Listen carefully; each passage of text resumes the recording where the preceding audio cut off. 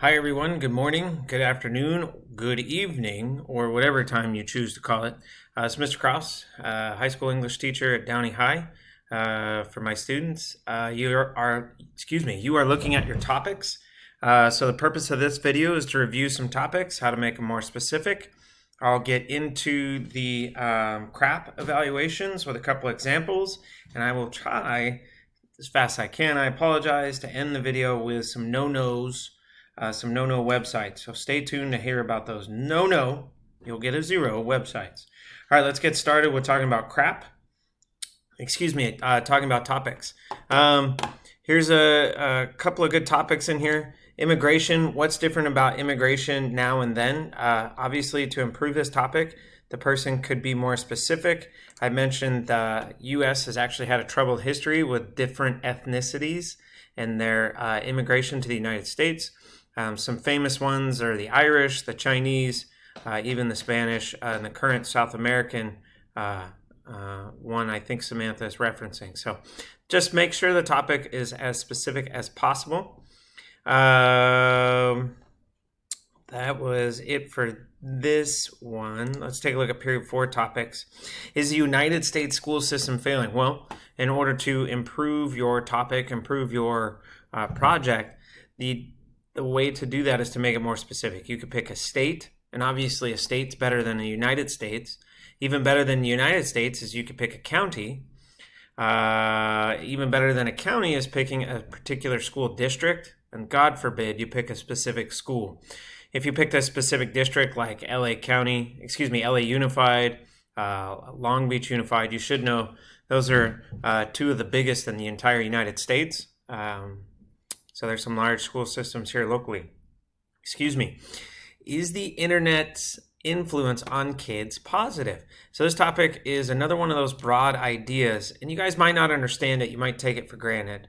What I see is children, and children is a broad, generic term. Are you talking about kids that are preteen? Are you talking about young children under the age of 10? You see how formal language can kind of prevent some of this generalities. You could do preteen, which is 11, 12, kind of 13. You could do just young teens. You could do something called young adults, which is somewhere between 13, 14, your guys' age, all the way up to 22, 25. But again, making that topic more specific.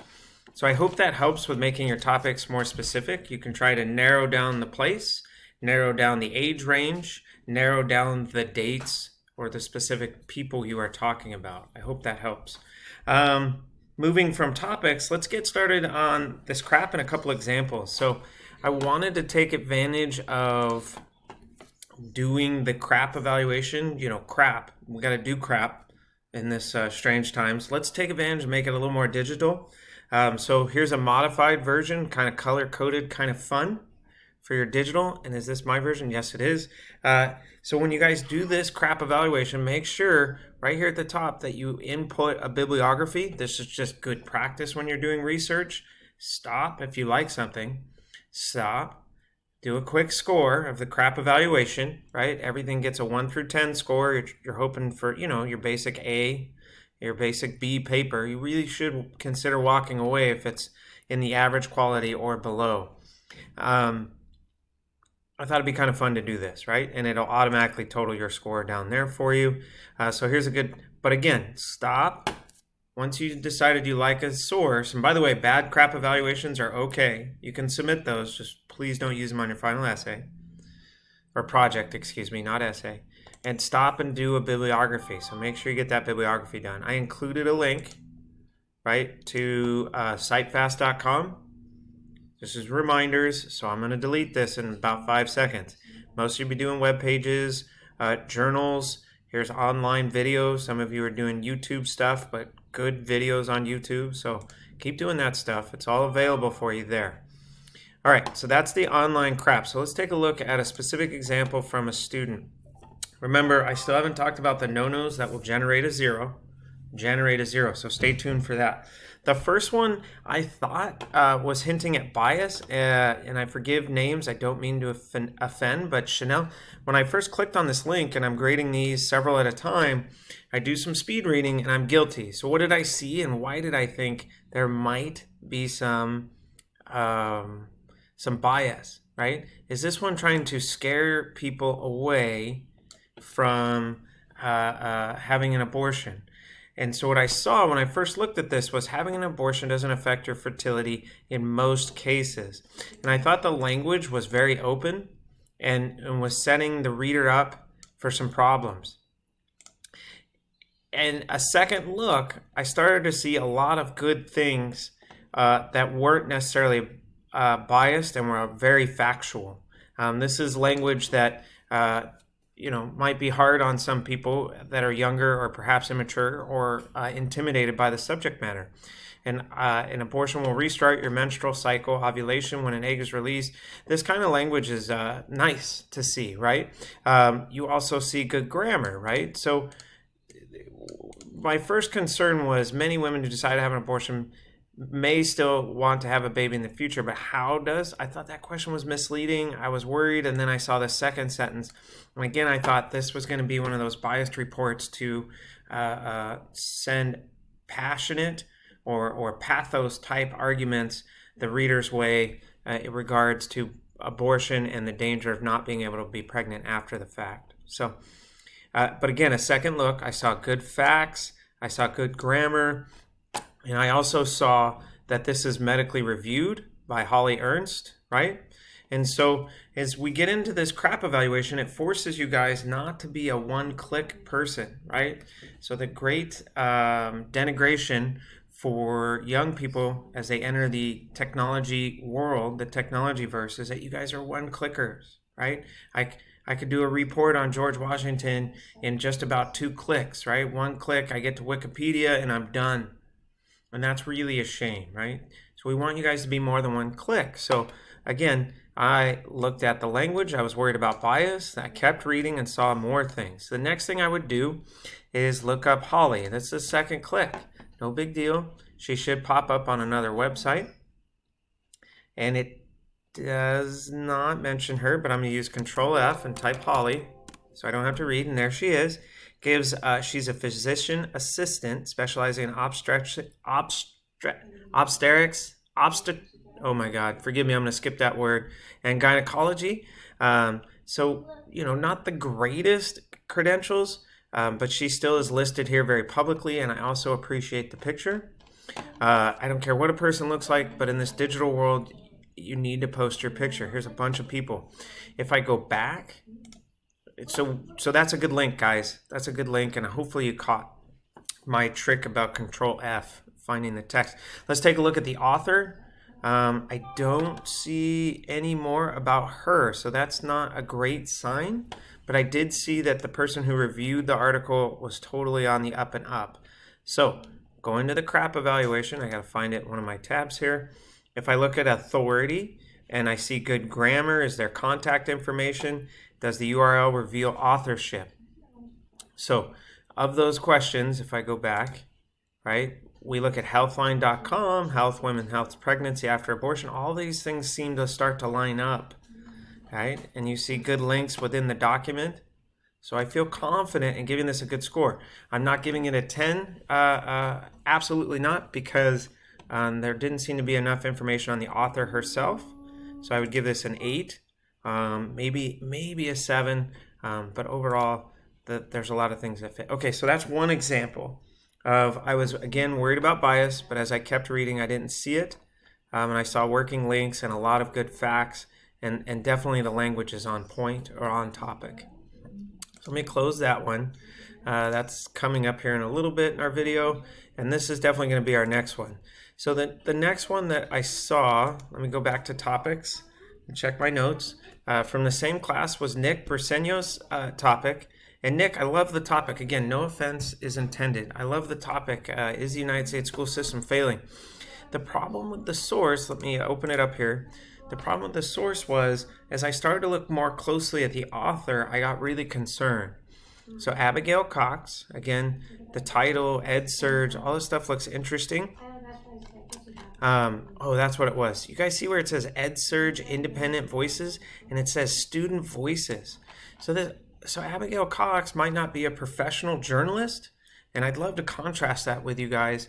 If you just Google an author named Alan Greenblatt, you'll see that he has decades of experience. He's published books. He works for different organizations like a web source called Governing, which deals with, guess what, the government. And he also publishes in other places like NPR, New York Times. That's the kind of stuff you want to see. You don't want to see Abigail Cox, who's working and getting published on a student forum. That's not necessarily the best. Let's check and see if links are working. Oh, I'm not seeing any links, you guys. I'm not seeing any hypertext. By the way, if you dive in a little bit closer to this article, I'm not seeing any evidence. I'm not seeing any proof of CQT writing.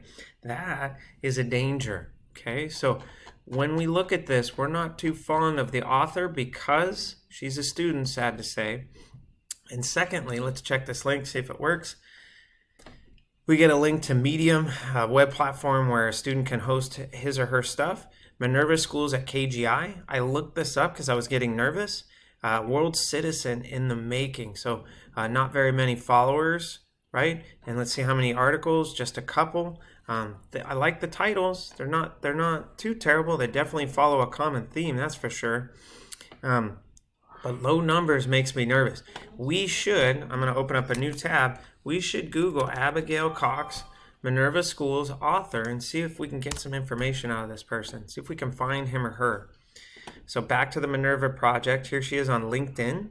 Let's click on this. Again, you guys, this isn't too many clicks. I hope you're okay with that. Try to do this stuff. When you guys start looking closely at Abigail Cox, you see no picture. I'm not too familiar with last names, but that does not sound like a person from Taiwan. Maybe she's just living in Taiwan. Here's her experience. If you're not familiar with LinkedIn, let me pause real quickly.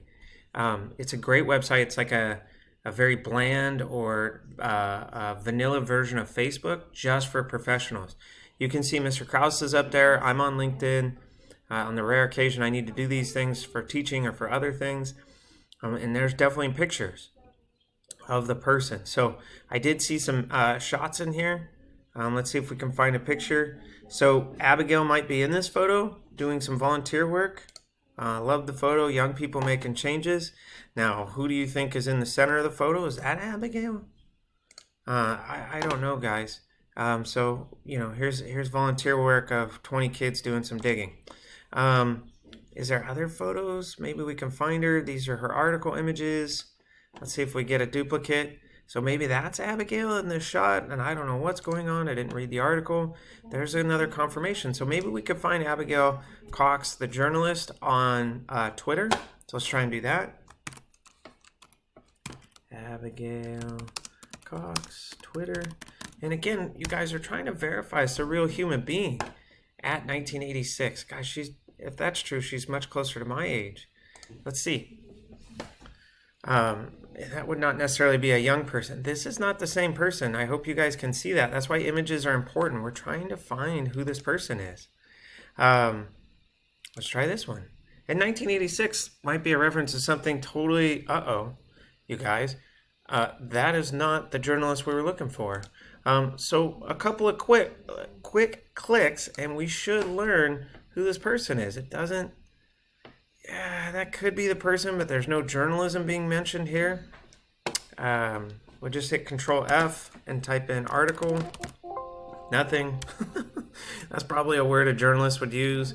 We could type in her Minerva, and that didn't come up. So this person, and there's some foul language in here. This is not the right person. This is not a professional Twitter account. So I'm over. You guys, I hope you're understanding that it's okay to keep clicking on these things and see if you find the person. It is an actress represented by ARC, be a first loop world of Cheerios. This again is not the journalist. To not find a journalist, to not find you guys in today's world, in the digital media platform, again, you can find Mr. Krause on all platforms. That's how we market ourselves. That's how we put ourselves out here. I am freaking out about this author. Is this Abigail Cox a real person? The LinkedIn account seems to be correct, right? Look at all this. I had to actually look this stuff up, guys. Minerva Schools at KGI. Haven't heard of it.